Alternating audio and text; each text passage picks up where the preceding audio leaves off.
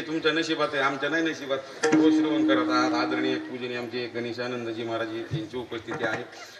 काय सांगत होतो मी?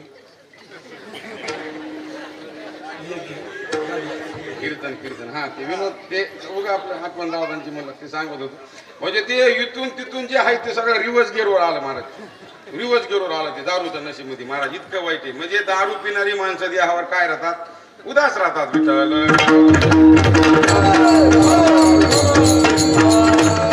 दुसऱ्या क्रमांकाला कोण होतं? कंजूस माणसं. बघा तुम्ही, काही माणसं महाराज या म्हणजे कशाला जन्माला येते हेच कळत नाही. नुसतं रात्रंदिवस महाराज दहा पळ पळ पळ पळ पळ पळ करायचं. रात्रंदिवस कष्ट, रात्रंदिवस कष्ट. परमार्थाचा तर पत्ताच नाही. स्वतःच्या पोटाला खात नाही. करते तर कशासाठी काही कळत नाही मला. आहेत का नाही? मला एक गोष्ट सांगा, स्वतःच्या पोटाला मारणं देह जाळणं आहे ना महाराज, का चुकीचं आहे? स्वतःचा देह जाळणं म्हणजे न खाणं म्हणजे देह जाळणं. माझं ही सुद्धा काय राहतात देहावर उदास राहतात महाराज. विठ्ठल विठ्ठल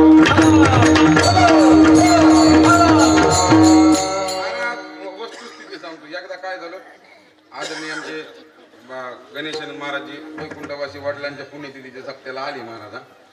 आल्यानंतर मग ते सप्ताह सगळ्या बघितलं, असं नियोजन महाराज, सगळी ग्रामस्थ मंडळी होती. आमच्या गावात एक असा नमुना होता महाराज. नमुना म्हणजे लय नमुना. तो असा नमुना की कधीच त्याच्या म्हणजे फार हलकट असा माणूस होता. सहज तो आला बाबांच्या दर्शनाला. मी म्हणलं महाराज असं असं आमच्या गावातली असं त्यांची कीर्ती म्हणलो. आमच्या पार बीड जिल्ह्यात यांना लोक ओळखी देत. हे लय फार कंजूस म्हणून यांची ख्याती परिचय करून दिला. महाराज म्हणले हे हा हे काहीच नाही म्हणले. मी सोनजाण्याला तिथं गेलतो म्हणले कथेला. तिथं एक नमुना बघितला म्हणले, ते तुमच्यापेक्षा बहादर आहे म्हणले. तुला कलाकार आहे म्हणले. त्या माणसाला आला रागते म्हणलं असं कसं होईल? बघू म्हणला. म्हणले बघा तुम्ही या. महाराज त्याने ठरवलं म्हणला काही करायचं म्हणला. इज्जतीचा सवाल आहे म्हणला. मी इतका महाराज जिल्ह्यात माझी ख्याती म्हणला. हे महाराजांना चॅलेंज केली. स्वयंजनाचा एक माणूस आहे म्हणले तसा बघू म्हणले. आला ते माणूस इकडं महाराज. ते आल्यानंतर मग तो नेमकं घरी नव्हतं. त्याचा पोरगा होता. म्हणजे कुठे गेले तुझे वडील? म्हणलं बाहेर गेलेत. का काय काम होतं? काय नाही म्हणला. गणेशन महाराजांनी सांगितले म्हणले मी आमच्या बीड जिल्ह्यातला नावाजलेला कंजूस आहे म्हणले, हलकट आहे म्हणले. आणि तुझ्या वडिलांचं नाव मी त्यांच्या तोंडातून ऐकलंय. त्याच्यामुळे मी परीक्षा घ्यायला आलोय म्हणला. आमच्या दोघात नेमकं कोण जास्त कंजूस आहे? मला लागली म्हणला ती गोष्ट. तू म्हणला मग आता वडील तर नाही तिथं. म्हणले मग माझ्यावर जमन का? म्हणले म्हणलं हो जमन ना. म्हणले काही अडचण नाही. मग आमच्या चिंचोडगाववाल्याने विचारलं महाराज, ते आता येऊ म्हणलं माग तुला काय मागायचं? आमचा आला येतो म्हणलं माग.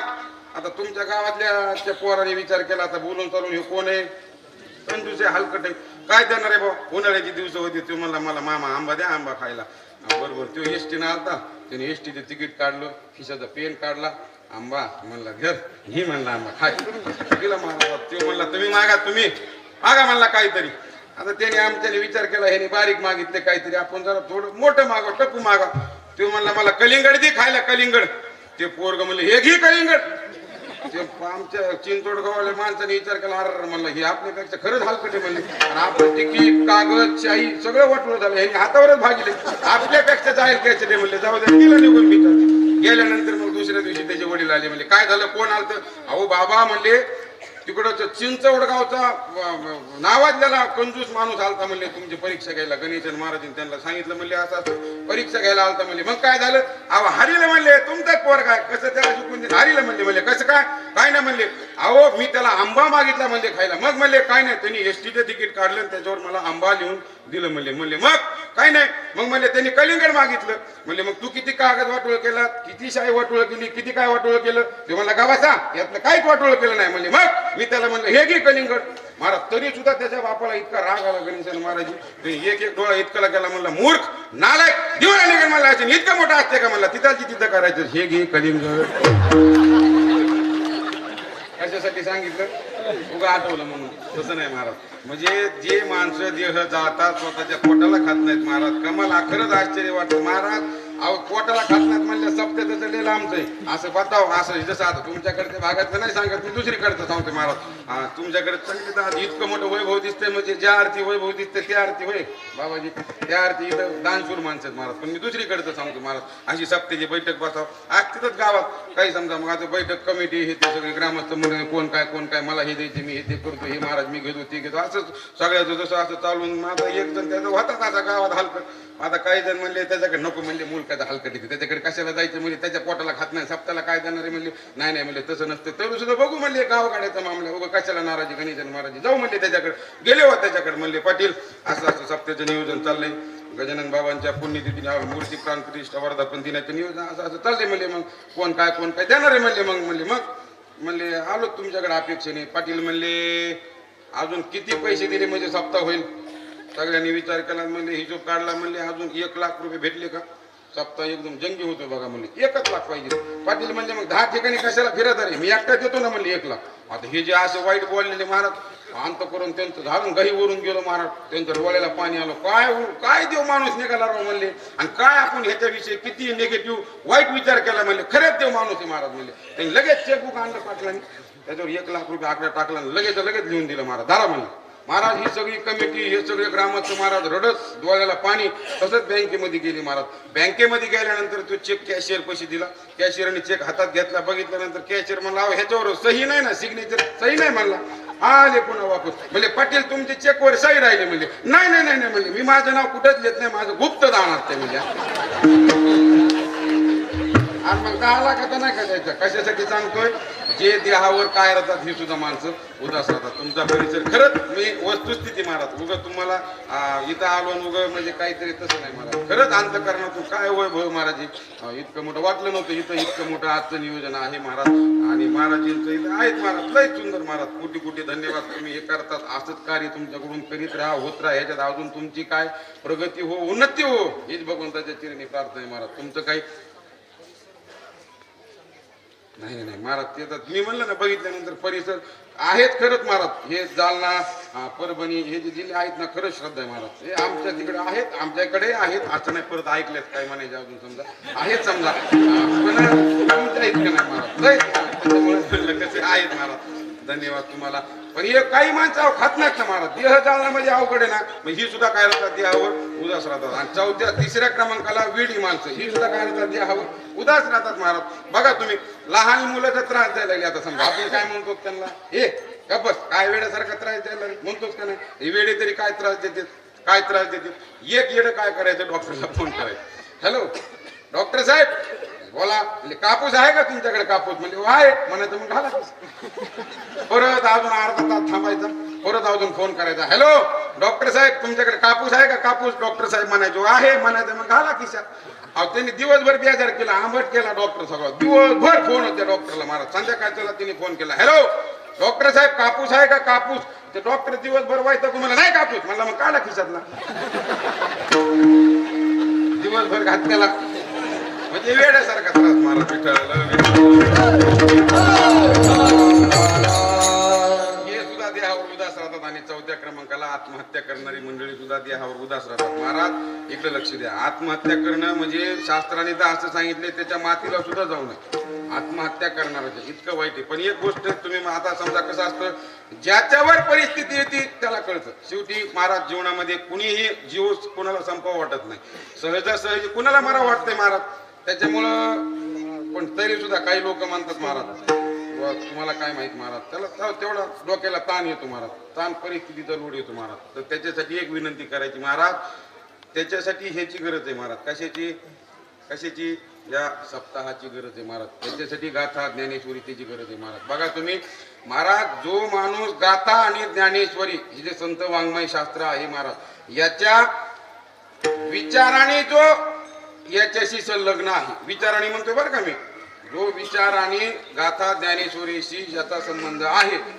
नाही तुम्हाला वाटतं काय कारण कुळामध्ये जन्म घेऊन फायदा नाही तुकोबरायांचा वंश घेऊन फायदा नाही महाराज त्याच्यासाठी गाथ्यासोबत तेवढं अंतकरणातून जोडलेला पाहिजे माणूस महाराज त्या माणसाच्या डोक्यात विचारच येऊ शकत नाही आत्महत्या करण्यात मी बोलतोय ते कळतं का तुम्हाला वंशामध्ये जन्म घेऊन फायदा नाही महाराज गाथ्याशी संबंध पाहिजे तुमचा महाराज ज्ञानेश्वरीशी संबंध पाहिजे मग त्याचा विचार डोक्यात कधीच येऊ शकत नाही महाराज आणि दुसरी गोष्ट हा झाला व्यवहारामध्ये बघा महाराज सहजासहजी कोणाला काही भेटतं का अहो शक्यच नाही ना आणि भेटल्यानंतर त्याची किंमत नाही बरोबर उदाहरण सांगतो मी पुढे चालतो वेळ खूप आपल्याला किती संपवायची 9ला राईट अजून तर आपण हेच नाही केलं हा इकडे लक्ष द्या काय चाललं होतं काही याला विषय नव्हता हा इकडे लक्ष द्या म्हणजे सहजासहजी महाराज अजून लयच मोठा विषय राहिला करत हे इकडे 2 मिनिटं फक्त लक्ष द्या. माझा जी तळमळीने मी सांगतोय की काय महाराज गाथा ज्ञानेश्वरीच्या संबंधामध्ये जर तुम्ही असाल तर आणि याची आत्महत्या करण्याचा विचार येऊ शकत नाही आणि जीवनामध्ये सहजासहजी भेटलेल्या गोष्टीची किंमत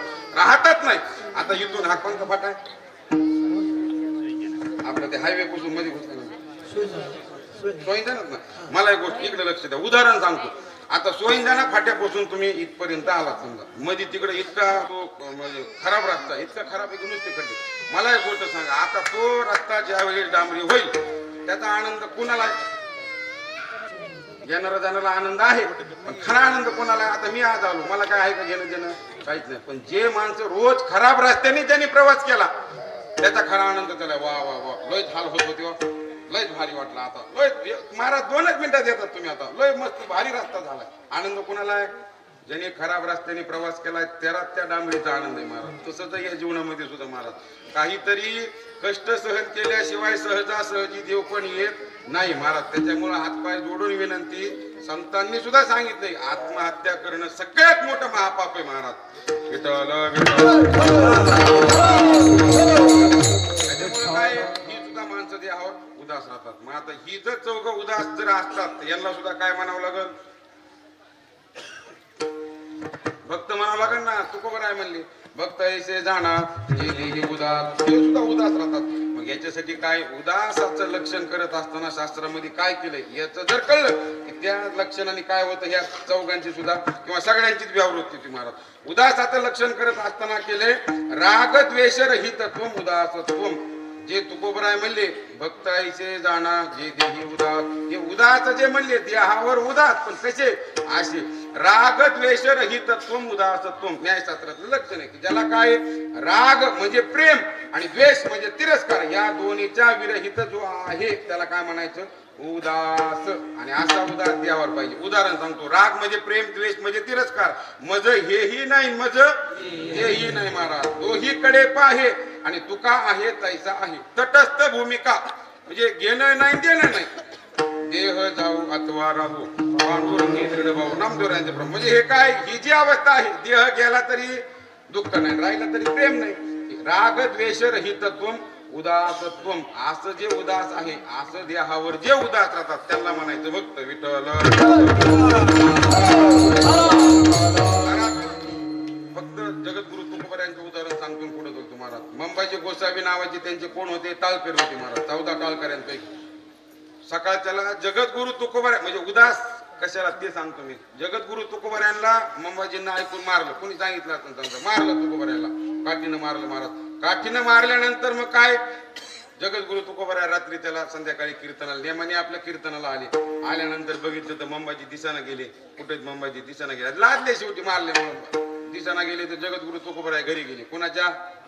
मंबाजींच्या घरी गेले आणि घरी गेल्यानंतर त्यांच्या हातून पाय चोपायला सुरू केली. मंबाजी तुम्ही मला मारलं हो तुमच्या हात दुखत असतील म्हणून काय केलं चोपायला सुरुवात केली. काय महाराज विचार करा ना सोपे का? आता नुसती कल्पना करा. साक्षात तो होणारच नाही पण कल्पना करा. टाळकऱ्याने कीर्तन करायला हाणायचं कीर्तन करायला संध्याकाळी हात चोपायला जायचे का तर तुला मारलेत मला. अहो शक्यच नाही ना महाराज. हे जे घडलं का देहाच्या संबंधाने उदासीनता आणि हे सगळी जी भक्त आहेत सगळी जी संत आहेत हे लक्षण तुम्ही सगळे जे अभंगाचं आहे सगळ्या संतांमध्ये बसतं महाराज. विठ्ठल पुढे म्हणले गेले आशा पाश निवारुणी. आशा पाश आता ही आशा म्हणजे इच्छा. जीवनामध्ये इच्छा महाराज सर्वसामान्य आपण जे आहेत महाराज नुसत्या इच्छा हे जाऊ दे ते होऊ दे हे असं फार म्हणजे आपल्या इच्छाला कधी अंत नाही महाराज. महाराज त्याच्यामुळं काय आशा आणि पाश पुढं 8 प्रकारचे पाश शास्त्रामध्ये सांगितले. सगळ्यात पहिला आहे घृणा. घृणा म्हणजे काय? गरीब माणसाला दुःखी माणसाला रोगी माणसाला बघून त्याची किळस करणं याला काय म्हणायचं? घृणा म्हणायचं. पण संतांच्या भक्तांच्या ठिकाणी घृणा करीत नाहीत महाराज. ते उलट कसं असतात जे कारंजले कांजले त्याची मने जो आपुले तुझे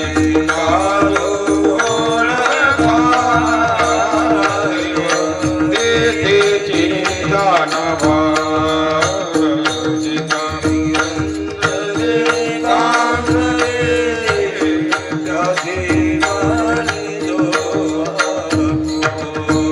Yeah.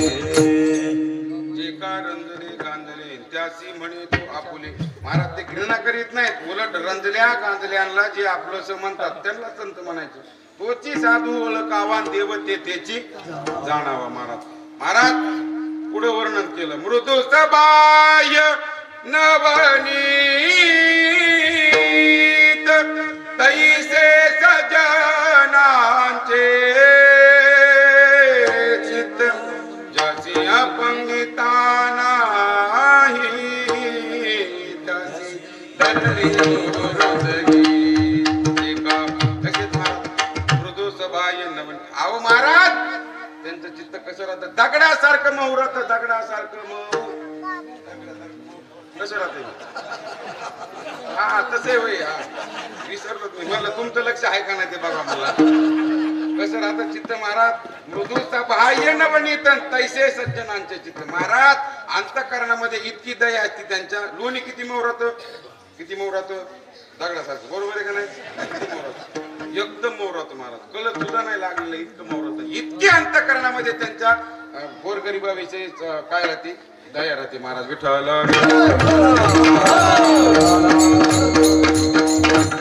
पुढचे जे पाच आहेत, पुढचे जे पाच आहेत ते एकाच चरणामध्ये सगळे केले महाराज.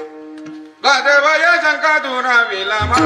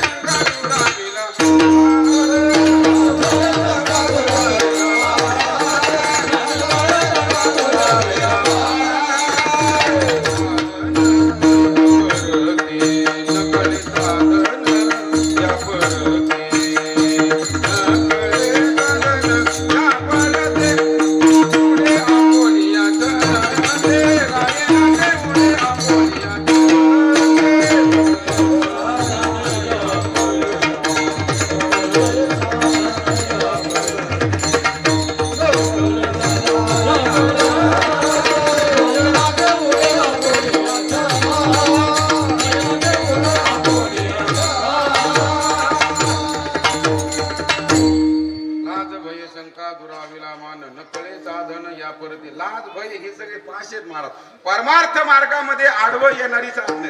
परमार्थामध्ये लाज धरणं म्हणजे काय बघा. आणि महाराज नेमकं आपलं उलट आहे महाराज. जिथं नाही तिथं लय बिन लाज येतो. आणि परमार्थ हा कसो बाबा लय काय म्हणते लोक बी तिथं कीर्तनाला आल्यात म्हणजे वेगळं. परमार्थामध्ये लाज नाही महाराज. लाज भय शंका काही नाही. पुढे सांगितले कुलम शीलम जाती. ज्याला जातीचं सुद्धा घेणं देणं नाही त्याला म्हणायचं संत महाराज. आणि जात बघून प्रेम करणारे संत असतात. शक्यच नाही महाराज. किती मोठे प्रमाण आहेत महाराज. नामदेवरायांनी दिले सुंदर वर्णन केले महाराज. विठ्ठल.